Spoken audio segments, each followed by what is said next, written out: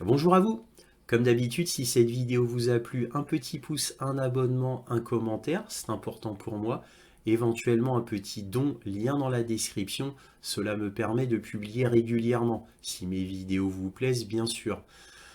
Et pour les youtubeurs, vous pouvez cliquer sur la petite cloche pour ne rien manquer. Et toujours pour les youtubeurs, vérifiez votre abonnement, puisque YouTube a tendance à désabonner mes abonnés.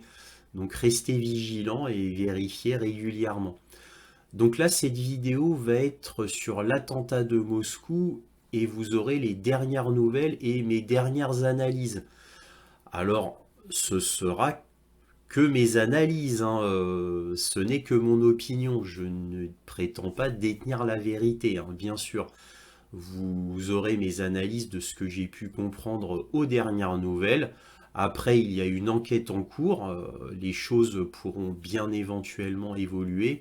Et je vous donnerai, bien entendu, les dernières informations que j'ai pu avoir concernant l'attentat de Moscou, s'il y a du nouveau. Donc l'attentat de Moscou s'est perpétré le 22 mars. Donc il y a un petit peu de temps maintenant et il s'est passé des choses.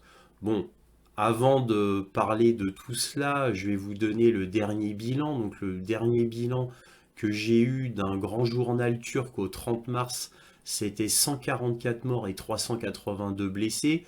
Je pense que le bilan maintenant va être très stable. Je ne crois pas que cela bougera maintenant. Donc on peut dire que c'est un rapport quasi final. Donc 144 morts et 382 blessés. Alors maintenant, on va refaire un peu l'historique de ce qui s'est passé. Évidemment, je vous dis que ce que l'on vous dit dans les médias, bien sûr. Alors, tout d'abord, les États-Unis auraient prévenu Moscou, donc quelques jours avant. Il y en a qui disent le 7 mars. Alors, je ne peux pas l'assurer. J'ai lu ça. Est-ce vrai, est-ce faux? Je ne le sais pas. Mais en tous les cas, j'ai regardé quelques experts et il y en a qui disent que c'est le 7 mars. Alors, il y en a qui disent que c'est 3 jours avant seulement. Je ne sais pas où est la vérité, hein. Là, je vous donne ce que j'ai lu. Il y en a qui disent que les États-Unis ont averti le 7 mars que Moscou a bien pris en compte ce qu'ont dit les États-Unis, mais comme il ne se passait rien, bah, ils ont relâché la sécurité à Moscou, puisqu'il ne se passait rien.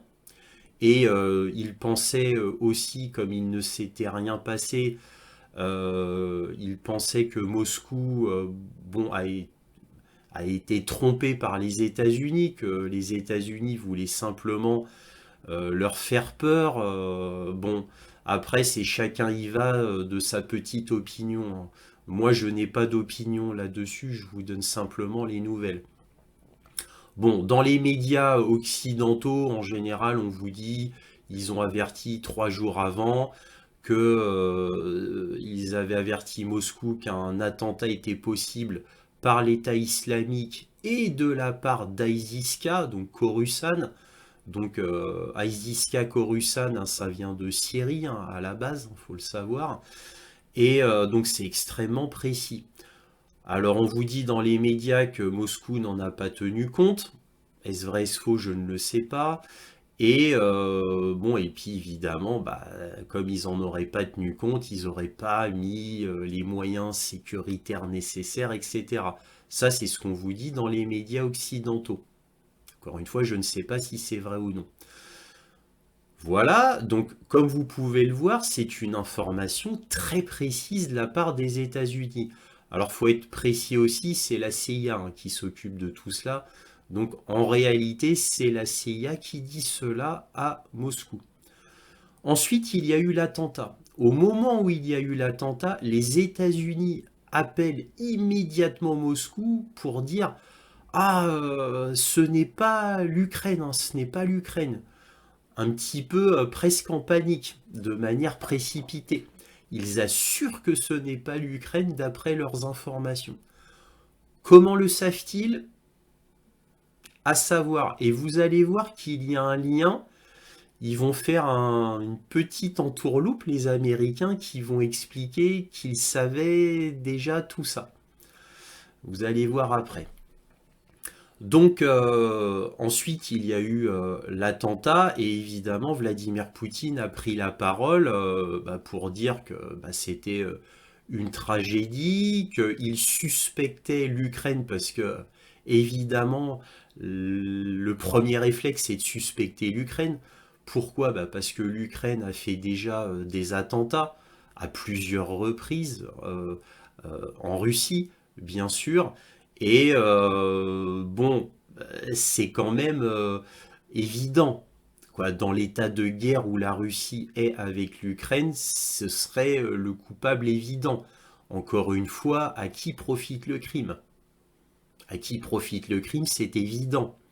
Donc à l'Ukraine, tirer les États-Unis, pourquoi pas, ou tirer l'Occident même, pourrait-on dire. Mais bon, en tout du moins, ça profite à l'Ukraine, bien évidemment. Alors maintenant, vous allez me dire, mais oui, mais pourquoi est-ce que l'Ukraine a vraiment fait des actes terroristes? Donc là, par contre, je vais vous montrer quelques articles pour vous montrer les principaux actes terroristes de l'Ukraine vis-à-vis de la Russie. Et je ne vous montre que les principaux actes terroristes. Donc, voyons voir ça. Alors tout d'abord, on va lire un extrait d'un article de TASS, donc l'agence de presse russe, qui dit, donc Moscou au 31 mars, les enquêteurs russes ont trouvé des preuves de l'origine ukrainienne dans les récents actes de terrorisme en Russie, notamment l'attaque terroriste contre l'hôtel de ville de Crocus à Moscou. C'est dans cet esprit que Moscou a exigé que l'Ukraine arrête et extrade vers la Russie tous ceux qui y sont impliqués, a déclaré le ministère russe des Affaires étrangères. L'attaque terroriste sanglante du 22 mars contre l'hôtel de ville de Crocus à Moscou, qui a choqué le monde entier, n'est pas la première attaque terroriste contre notre pays ces derniers temps. L'enquête menée par les agences compétentes révèle la piste ukrainienne dans ces crimes. Gardant cela à l'esprit, le ministère russe des Affaires étrangères a demandé aux autorités ukrainiennes l'arrestation immédiate et l'extradition de toutes les personnes impliquées dans des attentats terroristes en vertu de la Convention internationale pour la répression des attentats terroristes à l'explosif et de la Convention internationale pour la répression du financement du terrorisme, a indiqué le ministère. Parmi eux se trouve le chef du SBU, Vassili Maliuk. Ce Vassili Maliuk, je vous en ai parlé dans le dernier point sur l'Ukraine samedi, qui a reconnu le 25 mars que l'Ukraine avait organisé l'attaque contre le pont de Crimée en octobre 2022 et a révélé les détails d'autres attaques terroristes en Russie. Donc il a reconnu le 25 mars, donc il y a quelques jours, que l'Ukraine avait bien organisé l'attaque contre le pont de Crimée en octobre 2022 et a révélé les détails d'autres attaques terroristes en Russie. Donc il faut savoir qu'il y a eu deux grandes attaques terroristes sur le pont de Kerch, c'est-à-dire le pont de Crimée. Et là, l'attaque dont il fait référence, c'est le camion qui a explosé, qui avait fait 4 morts. Apparemment des gens innocents dont on aurait placé un explosif à l'intérieur. Voilà, alors déjà on a cela. Maintenant on va regarder, ça c'est les toutes dernières nouvelles, hein. Alors maintenant on va regarder les attaques terroristes bien connues perpétrées par l'Ukraine. Donc là on va commencer par un article de France Info sur l'explosion du pont de Crimée par un camion. Et regardez ce qu'on lit dans France Info. L'Ukraine ironise sur l'explosion sans la revendiquer. Côté ukrainien, les responsables politiques ont ironisé sur l'explosion du pont de Crimée, sans pour autant aller jusqu'à la revendiquer. Tout ce qui est illégal doit être détruit. Tout ce qui a été volé doit être rendu à l'Ukraine, a commenté sur Twitter Mikhailo Podolyak. C'est le conseiller de Zelensky. Le secrétaire du Conseil de sécurité nationale et de défense ukrainien, Oleksiy Danilov, a publié sur Twitter une vidéo de l'incendie des citernes accompagnée de la chanson Happy Birthday Mr. President de Marilyn Monroe, une référence au 70e anniversaire de Vladimir Poutine la veille. Tiens, tiens, tiens, le secrétaire du Conseil de sécurité nationale et de défense ukrainien, Danilov, le jour où il y a cet attentat, donc sur son compte Twitter, met Happy Birthday Mr. President de Marilyn Monroe au moment du 70e anniversaire de Vladimir Poutine. C'est-à-dire que l'attentat du pont de Kerch a été fait au moment où c'était l'anniversaire de Vladimir Poutine. Le ministère de la Défense ukrainien a comparé cette attaque à celle qui a coulé le croiseur russe Moskva en mer Noire en avril, autre symbole du pouvoir russe en Crimée ukrainienne. Qu'est-ce qui vous attend encore les Ruskov? Vous voyez? Donc, et on va finir ici, les services de sécurité de Kiev, donc le SBU, ont de leur côté publié sur Telegram des vers détournés du poète ukrainien Taras Shevchenko, le soleil qui se lève sur le pont en feu. Aujourd'hui est une parfaite occasion pour réviser quelques poèmes de Taras Shevchenko, a ironisé le SBU. Donc évidemment, l'Ukraine n'a pas revendiqué officiellement à la télé que c'est bien Kiev qui a fait cela. Mais bon, même les autorités compétentes ukrainiennes le reconnaissent de manière légèrement détournée, se moquent, etc. Et comme par hasard, ça s'est fait au 70e anniversaire de la mort de Vladimir Poutine, de l'anniversaire de Vladimir Poutine, comme par hasard. Bon, évidemment que c'était l'Ukraine qui a commis cet attentat terroriste qui a fait 4 morts quand même, hein, et éventuellement 4 morts innocents, c'est-à-dire non pas des terroristes, mais des gens qui ont été trompés, dont on a mis l'explosif dans leur camion à leur insu. Autre fait intéressant, donc là, cela vient du journal BFM TV, contre le pont de Kerch toujours, mais cette fois par les drones navals. Regardez ce que dit BFM TV. Une revendication de Kiev? Quelques heures après l'incident, la Russie a accusé, comme elle le fait invariablement pour chaque incursion ou attaque contre son territoire. Alors ça c'est BFM TV, hein. C'est l'air de dire, ah bah oui, la Russie elle accuse toujours Kiev, hein, mais c'est n'importe quoi, hein. Ça c'est le ton. Donc l'Ukraine d'avoir mené une attaque contre le pont.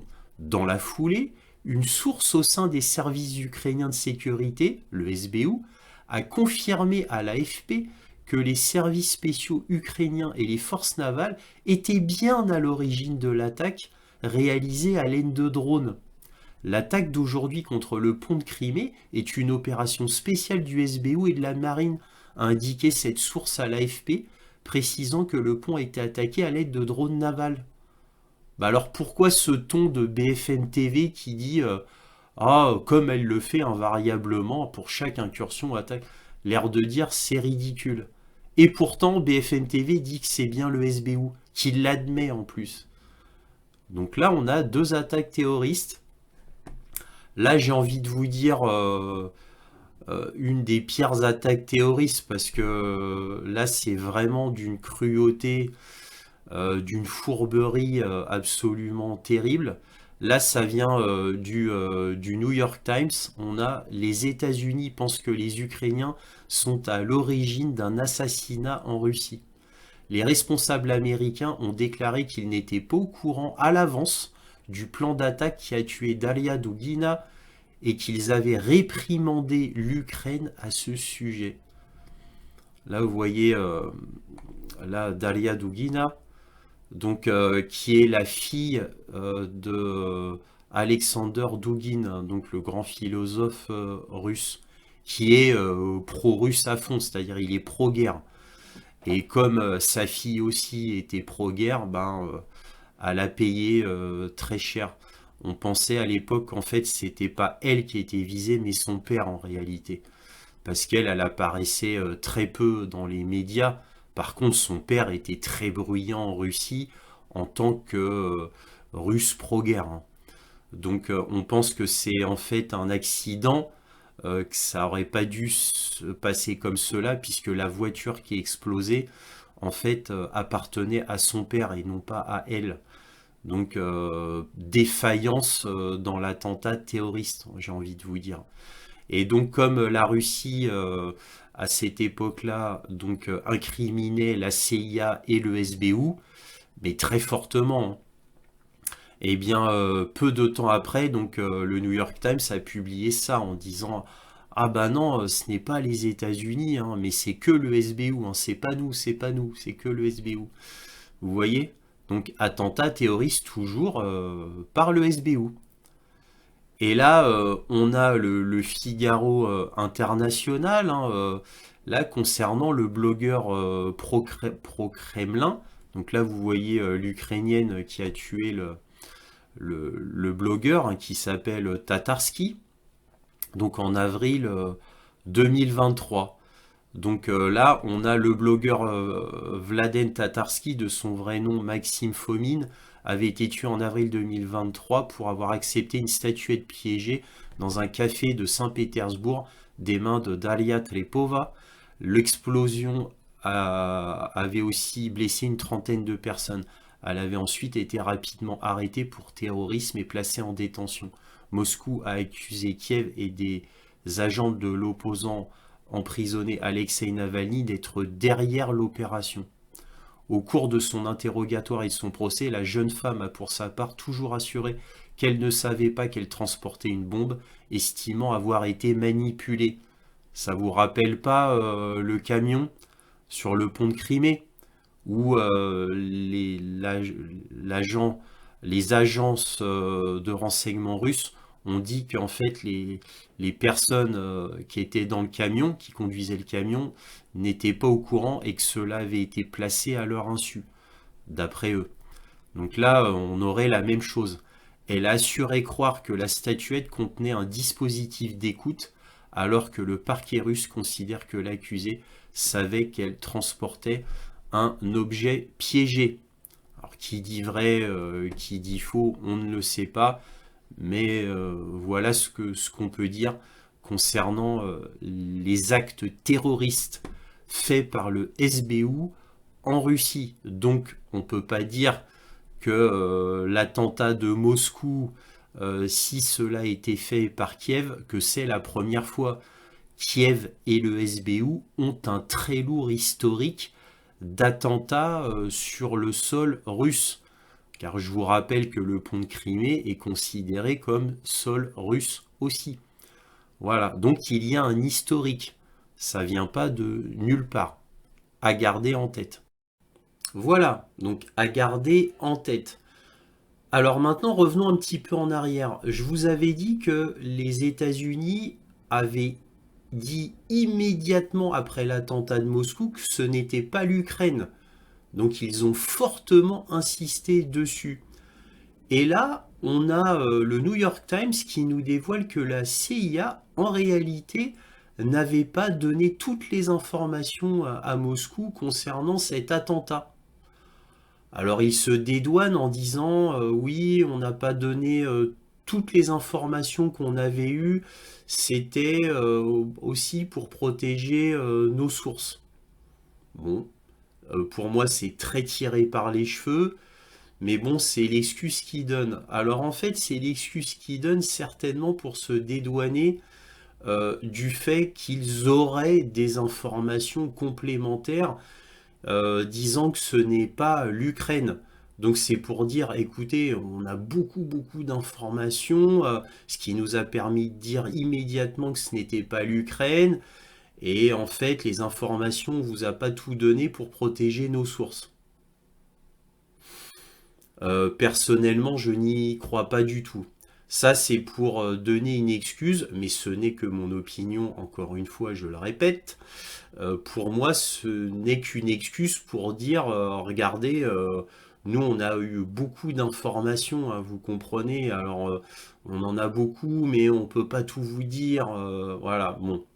Pour moi, cet article a été sorti juste pour ça. Je vous rappelle que le New York Times et le Washington Post sont les deux médias principaux de la CIA. Donc quand vous entendez un document à fuiter, c'est parce que la CIA veut bien qu'on dise qu'il y a des documents qu'on fuité. Et des fois, ce sont des fuites évidemment perpétrées, contrôlées, faites exprès, bien évidemment. Hein, et c'est très très souvent le cas en réalité dans la vraie vie. Hein. C'est très très rare qu'il y ait des fuites de documents classifiés et que cela soit réellement un accident. À ma connaissance, c'est assez rare. Peut-être avec le cas de Jack Texera récemment, mais normalement, ce sont des fuites contrôlées, bien évidemment. En général, pas tout le temps, bien sûr. Bref, voilà, moi c'est comme ça que je le vois et qui expliquerait l'article du New York Times.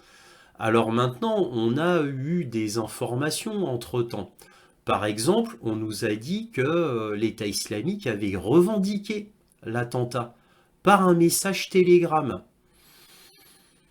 Alors bon, que l'attentat islamiste soit révélé par un message télégramme, déjà c'est faible. C'est faible. Ils auraient pu faire comme d'habitude et passer par Al Jazeera, par exemple, un grand média arabe, comme l'État islamique pouvait faire dans le temps, avant tout du moins, comme il le faisait habituellement, sans passer par Telegram. Donc là, on passe par Telegram. C'est pas terrible. Alors vous allez me dire, certes, le siège de Telegram maintenant, c'est Dubaï. Vous allez me dire, bon, pourquoi pas? Très bien, passons. En imaginant que maintenant l'État islamique passe par Telegram pour faire ses revendications. Là, on va quand même devoir entrer dans le détail. D'après un expert que j'ai pu voir, et qui comprend parfaitement l'arabe, bien entendu, là, il a été révélé quelque chose d'inhabituel. Apparemment, le message vient de l'agence de presse Amaq, qui est l'agence de presse de l'État islamique.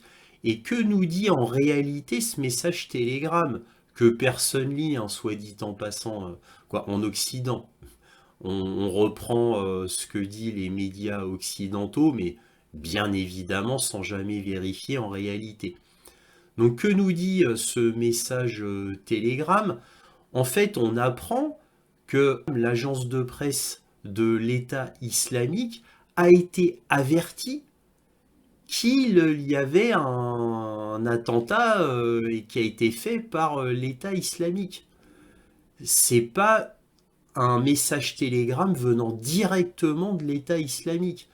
Donc c'est cette agence de presse qui dit avoir été avertie de l'État islamique comme quoi il y a eu un attentat revendiqué par eux. Voilà, à Moscou. Donc c'est quand même très étrange et c'est tout à fait inhabituel parce que normalement l'État islamique dit bah on a fait cela à cause de ça. Là, en plus, non seulement c'est indirect, mais en plus, ils n'expliquent pas pourquoi ils ont fait cette action-là. Donc là, il y a beaucoup de choses qui ne vont pas et qui ne cadrent pas du tout avec des actes terroristes de l'État islamique. Donc tout d'abord, on n'a jamais eu aucun cas, et je dis bien aucun cas, d'attentats terroristes de l'État islamique où les terroristes sont payés déjà. Donc là, on a eu, grâce aux enquêtes de Moscou, on a eu des faits intéressants. Déjà, ils ont été payés tout d'abord 5 000 $ à peu près. 5 000 €, 5 000 $, peu importe. Ces 5 000 $, on leur a donné d'avance pour qu'ils puissent s'acheter le matériel. C'est ce que disent les enquêteurs russes. et qu'en réalité, ils ont été payés une grosse somme d'argent en crypto-monnaie. Et que ce paiement a été fait par des nationalistes ukrainiens. Alors ces nationalistes ukrainiens, on ne sait pas lesquels, ça peut être le bataillon Azov, les bandéristes, ça peut être private sector, c'est-à-dire le secteur droit, ça peut être, voilà, c'est ce que disent dans les médias, les ultranationalistes, ils les appellent dans les médias. Voilà. Mais je vous rappelle que ces ultranationalistes, il y en a eu qui étaient dans le bataillon qui a attaqué Belgorod. C'est-à-dire, on vous dit que ce sont des Russes, mais anti-Vladimir Poutine. Le problème, c'est que Moscou dit qu'en réalité, ce sont plutôt des gens d'Azov, des bandéristes, du secteur droit, etc. Voilà. Et donc, en gros, des attaques terroristes sur Belgorod qui ne visent que des cibles civiles, je vous le rappelle comme ça, hein. Pas des cibles militaires, officiellement, hein. Donc, pour faire du terrorisme. Et donc là, ben, d'après Moscou, évidemment, on les croit pas, ça viendrait de ces ultranationalistes, le paiement. Mais ces ultranationalistes, ils sont payés par qui? C'est qui le bataillon Azov, les bandéristes et le secteur droit? C'est Kiev, depuis tout le temps. Ils font partie de l'armée officiellement de Kiev. Zelensky l'a reconnu. Il l'a dit d'ailleurs à plusieurs reprises, qu'ils font, et là je cite, naturellement partie, qu'ils font partie intégrante de l'armée ukrainienne. Donc en gros, c'est Kiev. Quand Moscou dit que ce sont les nationalistes ukrainiens, en gros, c'est Kiev. Voilà. Donc ils ne disent pas Kiev, ils disent les ultranationalistes ukrainiens, mais voilà, c'est qu'ils accusent Kiev en réalité. Donc, on n'a jamais vu de terroriste de l'État islamique qui acceptait de l'argent. Un terroriste de l'État islamique n'accepte pas d'argent. Il le fait pour la cause. Et quand il le fait pour la cause, il est prêt à mourir en martyr. Exactement d'ailleurs comme les Palestiniens qui se battent contre Israël. C'est là strictement la même chose. Donc eux, ils le font pour la cause, ils sont prêts à mourir pour cela, mais jamais ils n'acceptent de l'argent. Encore une fois, je le répète, c'est important, ça ne s'est jamais vu. Autre chose qui ne s'est jamais vu de la part d'un terroriste de l'État islamique, ce sont des terroristes qui combattent, mais pas jusqu'à la mort. Les terroristes, ils se combattent jusqu'à la mort et ils font un maximum de dégâts. Un maximum de dégâts. Là, c'est pas le cas. Ils tuent quelques personnes, et je dis bien quelques personnes, puisque la très grande majorité des morts vient des explosifs et des incendies que ces 4 terroristes ont commis, et principalement l'incendie et le fait que le toit se soit écroulé. Donc explosif et incendie, et surtout l'incendie, c'est ça qui a fait la très grande majorité des morts. Et qu'est-ce qu'ils ont fait? Ils sont restés un quart d'heure à l'intérieur du Crocus City Hall, et ensuite ils sont partis, c'est très peu de temps. Ils se sont enfuis en voiture, 2 voitures Renault, et lors de leur fuite, où ils se dirigeaient sur Briansk, et donc vers l'Ukraine, eh bien, ils ont jeté leurs armes à la fenêtre. Donc ça, ça ne s'est jamais vu envers un terroriste islamiste. Il ne fuit jamais. Jamais il ne fuit. Et il meurt l'arme à la main, comme des guerriers islamistes, bref, comme il se doit. Et ça a toujours été ainsi. Donc, et en plus, on parle, d'après les Américains, d'ISIS-K, Coruscant. C'est pas la filière la plus légère d'ISIS, Daesh en français. Voilà. Et puis, entre guillemets, Bon là, parce que je suis sur YouTube, je peux pas trop dire ce qu'il faut, mais euh, qui a créé Daesh? Quoi, ISIS en anglais. Qui a créé? Renseignez-vous. Vous allez voir, c'est très drôle et très ironique aussi. Qui a créé Daesh? Qui a créé ISIS, si vous voulez, en anglais? Bon, passons. Bref, donc il s'enfuit. Et puis là, j'en profite, en parlant de la fuite. Dans les médias, on vous dit, ah, c'est très drôle, on a Loukachenko qui a dit qu'ils sont venus à sa frontière et qu'ils ont été rejetés. Non, c'est faux, c'est un mensonge médiatique.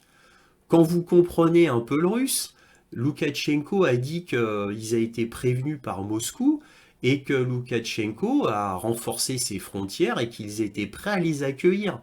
Mais en aucun cas il a dit qu'ils étaient venus à sa frontière. Non, ils sont passés directement vers Briansk pour aller vers la frontière ukrainienne. Et ça, c'est avéré puisqu'ils ont été arrêtés là. Voilà. Je vous rappelle qu'en tout et pour tout, il y a 11 terroristes qui ont été arrêtés et sur les 11, 4 avaient les armes à la main, 4 ont passé les explosifs et fait les incendies. C'est ces 4-là, les Tadjiks. Voilà. Donc, voilà. Donc, c'est quand même très étonnant comme fait, puisque cela ne s'est jamais vu. Donc entre le fait qu'il y ait une revendication, mais qui en fait n'a jamais été revendiquée par l'État islamiste, l'État islamique, par ISIS-K, je vous rappelle, c'est l'agence de presse qui dit avoir été averti par une entité extérieure que c'est une revendication d'ISIS. Voilà, donc c'est très indirect. Et en plus, ISIS, euh, ISIS se combat contre l'armée américaine, combat contre les Américains. Alors je vous l'avais déjà dit sur un point sur l'Ukraine, je vous rappelle qu'en 2021, la moitié d'ISIS-K avait été détruite par l'armée américaine. De 4000 hommes, en gros, ils étaient passés à 2000. Donc en gros, ISIS-K, ça c'est en 2021. Donc en gros, ISIS-K devra en vouloir envers l'Occident, l'Amérique. Et je vous rappelle que l'État islamique est en guerre contre l'Occident, pas la Russie. Et que quand l'État islamique revendique quelque chose, ils disent pourquoi. Ils disent pourquoi. Ils ne disent pas, tiens, j'ai fait ça. Point barre. Voilà. Non, ils expliquent pourquoi. Donc parce que typiquement parce que l'Amérique aide Israël, donc on se venge, donc exactement comme le font les Houthis d'ailleurs, hein. Parce que ben, en Syrie, l'Amérique vole les céréales et surtout le pétrole syrien. Bien que là, ça soit un peu délicat parce qu'il y a plusieurs branches d'ISIS et il y a une branche d'ISIS qui combat Bachar el-Assad. Voilà. Donc il y a ça aussi. Donc là, ça devient vraiment complexe. Donc on va pas aller dans les détails. Mais bon, en gros, ISIS, c'est l'ennemi des États-Unis. Et en gros de l'Occident, c'est-à-dire de l'Europe. Mais pas de la Russie. Là, l'attentat là, contre Moscou, il sort de nulle part. D'absolument nulle part. Alors, à part les Tchétchènes lors de la guerre avec la Tchétchénie, mais bon, les Tchétchènes, ils sont calmés depuis longtemps grâce à Ramzan Kadyrov, qui les chapote en réalité, et tout se passe très très bien. Les Tchétchènes envers la Russie, tout se passe très très bien. Alors on vous donne des grossiers mensonges à la télé en Occident où on vous dit ah mais il y a déjà eu quelques attentats terroristes par les islamistes en Russie, il y en a déjà eu. Oui, mais à l'époque, il y a très longtemps, il y a des années de cela. Voilà. Et ça n'a aucun rapport avec l'État islamique. Aucun. L'État islamique, à ma connaissance, alors sauf s'il y a quelque chose qui m'a gravement échappé, mais n'a aucun grief contre la Russie. Ça sort de nulle part. Ça sort de nulle part. Vraiment de nulle part. Donc tout ça est extrêmement étrange. Vous en conviendrez. Ça commence à faire beaucoup de faits là quand même, hein. Donc maintenant, sachant tout cela, je vais vous donner mon avis. Alors quand vous mettez tous ces faits bout à bout, et ils sont nombreux, certes, eh bien on peut en conclure une chose. Et bien sûr, cela ne reste que mon opinion. D'autant plus qu'il y a une enquête et les faits peuvent évoluer en fonction de l'enquête. Donc j'insiste, ce n'est que mon opinion. Eh bien on peut penser quand même qu'il y a Kiev derrière. Alors pourquoi? Déjà, on a les États-Unis qui avertissent la Russie quelques jours en avance, ou selon certains, le 7 mars, donc bien en avance. On a les États-Unis qui disent, une fois qu'il y a l'attentat, non, non, non, c'est pas Kiev, c'est pas Kiev, c'est pas Kiev, de manière vraiment véhémente. Ensuite, on a cet attentat fait par des islamistes. Visiblement, ils ont tout l'air d'être des islamistes. Mais malheureusement, ils n'en ont que l'apparence. Parce que des islamistes de l'État islamique qui acceptent un paiement, qui ne combattent pas jusqu'à la mort et qui fuient, bref, comme des mercenaires tout à fait classiques, ça n'a pas l'air de véritables terroristes de l'État islamique, et encore moins d'ISIS-K. C'est très étonnant. Ensuite, on a le fait que, soi-disant, l'État islamique a revendiqué la chose, l'attentat. Je viens de vous expliquer que non, l'État islamique n'a pas revendiqué l'attentat. C'est via Telegram où Hamac a reçu des informations comme quoi c'était l'État islamique qui revendiquait. Donc Hamac dit ah ben nous on nous a dit que l'État islamique revendiquait cet attentat. C'est très indirect et c'est tout à fait unique puisque l'État islamique n'a jamais revendiqué de cette façon et en plus sur Telegram. Donc on a des faits jamais vus de l'État islamique, c'est-à-dire un terroriste islamique qui accepte d'être payé, un terroriste qui ne combat pas jusqu'à la mort, un terroriste qui fuit en jetant ses armes, c'est étonnant, et un terroriste qui, malheureusement pour Kiev, se dirige vers la frontière ukrainienne. Bon, quand on est un peu intelligent et qu'on n'a pas de préparation, personnellement, je me serais dirigé vers l'Est. Pourquoi pas? Pourquoi la frontière ukrainienne? Pourquoi l'Est? Ou même le Nord? Mais pas, pas vers la frontière ukrainienne. Alors, là, je ne vous l'ai pas dit dans les faits, mais ça me revient. Les enquêteurs russes, d'après les informations qu'ils ont soutirées, bon, à mon avis, un petit peu en torturant, je suppose, ou à moins qu'ils ont tout lâché direct, mais bon, peut-être qu'ils ont été torturés, je ne le sais pas. Mais en tous les cas, ils ont lâché des informations. Je vous rappelle qu'ils sont 11. Il n'y en a pas que 4. Il y en a 11. Et d'après les informations de l'enquête russe, eh bien, ils ont dit qu'il y avait une préparation de Kiev à la frontière pour leur permettre une entrée sans problème. Et apparemment, on leur a dit aussi qu'ils seraient reçus comme des héros à Kiev, et évidemment qu'on leur promettait un bon avenir, qu'ils seraient éternellement protégés par Kiev, etc. Ça, c'est les promesses qu'on leur a faites. Bon, quand vous voyez la tête des Tadjiks, ils n'ont pas fait bac plus 5, hein, c'est clair. Donc, et puis bon, il y a aussi quand même quelque chose qu'il faut se rappeler, c'est que bah, ce sont des gens visiblement très pauvres, et l'attrait de l'argent, évidemment, est très important pour eux, hein. c'est possible qu'il soit d'extraction extrêmement pauvre et que bon bah on en ait profité pour justement les influencer.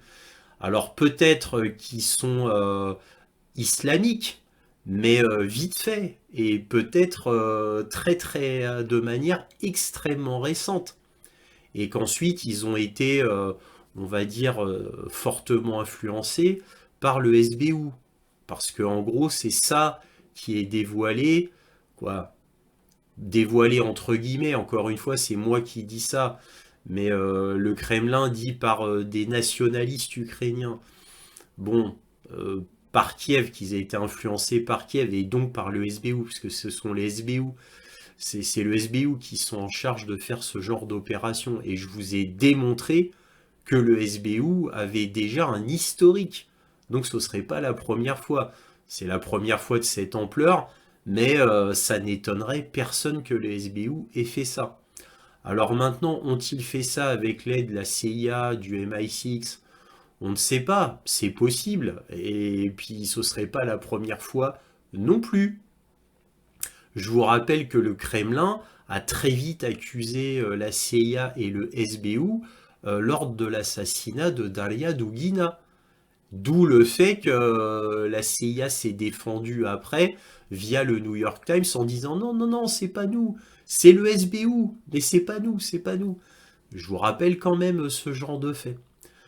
Bref, tout ça est très étonnant. Donc il y a beaucoup de faits uniques qui ne se sont jamais produits et là qui arrivent comme ça.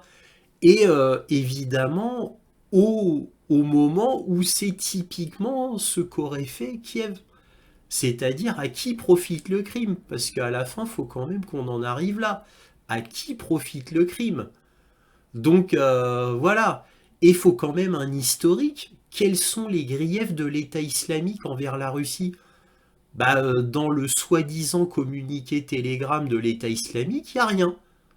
Euh, on a fait ça contre la Russie. Pourquoi? On a fait ça contre la Russie. Cherchez pas à demander pourquoi. Voilà. Donc il y a un peu trop de faits qui ne se sont jamais produits et tout d'un coup il y a une cascade de faits uniques qui se produisent de manière synchrone au même moment. C'est extrêmement louche. Donc mon opinion, c'est que oui, pour moi, c'est les États-Unis avec Kiev qui ont monté ce coup-là. Parce que Kiev tout seul, c'est-à-dire le SBU tout seul, non. Faut pas oublier que les États-Unis travaillent main dans la main avec Kiev depuis 2014 et peut-être même avant. Mais au minimum depuis 2014. Et je parle de la CIA avec le SBU, hein, plus précisément. Donc n'oublions pas les 12 bases de la CIA qui ont été révélées dans les médias par le New York Times. Ne l'oublions pas. N'oublions pas les biolabs aussi, qui refont parler d'eux. Donc en gros, la CIA et Kiev, bah, c'est une histoire qui date depuis bien des années, plus de 10 ans, largement plus de 10 ans. Donc ce ne serait pas étonnant. Donc tout porte à croire, d'après les faits concordants, encore une fois, ce sont des faisceaux d'indices pour être très exact, tous ces faisceaux d'indices mènent vers l'Occident et Kiev, bien entendu, Kiev en premier lieu, bien sûr. Alors, cela ne vaut pas preuve, mais presque, vu le nombre de faisceaux d'indices qui pointent vers l'Ukraine et ou la CIA, c'est quasiment une preuve, hein. Et encore une fois, et j'en terminerai là, à qui profite le crime? Et puis le timing, en plus, le timing. Voilà. Au moment où l'Ukraine est complètement désespérée, n'a aucune chance sur le terrain militaire et ne peut que gesticuler que sur le terrain du terrorisme, comme d'ailleurs l'Ukraine le fait depuis 1 an et demi. L'Ukraine ne brille que par le terrorisme. Ah là, pour des actes terroristes, là, l'Ukraine se pose là, hein. Là, ils sont forts, là. Alors, sachant que l'Ukraine, évidemment, quand elle fait des actes terroristes, en réalité, bon, faut pas être naïf, hein. il y a la CIA et le MI6 derrière. Hein, faut pas l'oublier. Donc, faut pas oublier aussi que le MI6 était très lié avec Alexei Navalny, par exemple. Bref, et j'en finirai là, mon opinion, et cela ne reste que mon opinion, pour moi, c'est la CIA, le MI6 et le SBU qui a fait le coup. Voilà, et je ne cesse de le répéter, c'est très très important, qui en a les moyens et surtout à qui profite le crime. Voilà, et j'en arrête là.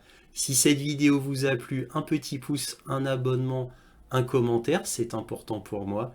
Éventuellement un petit don, lien dans la description, cela me permet de publier régulièrement. Et bien sûr, et toujours, soyez curieux.